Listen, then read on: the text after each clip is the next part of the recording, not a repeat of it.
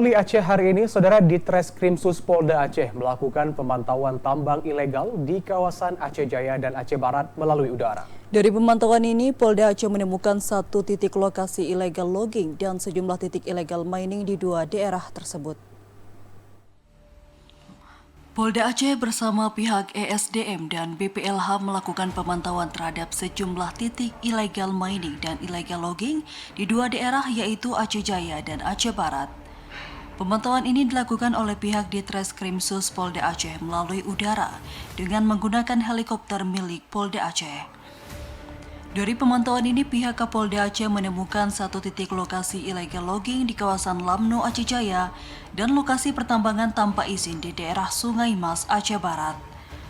Menindaklanjuti terhadap temuan ini, pihak Polda Aceh akan berkomitmen untuk melakukan penegakan hukum dan akan memberikan edukasi di wilayah pertambangan izin.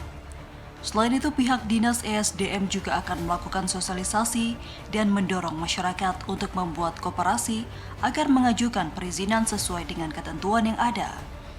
Tidak hanya itu, pemerintah daerah juga akan berupaya untuk membuat payung hukum terhadap pertambangan ilegal dan diharapkan wilayah pertambangan rakyat atau WPR dapat dibuka. Sementara itu, Direskrimsus Polda Aceh Kombes Pol Winardi mengatakan praktek illegal logging di kawasan hutan lindung merupakan tindakan yang melanggar hukum.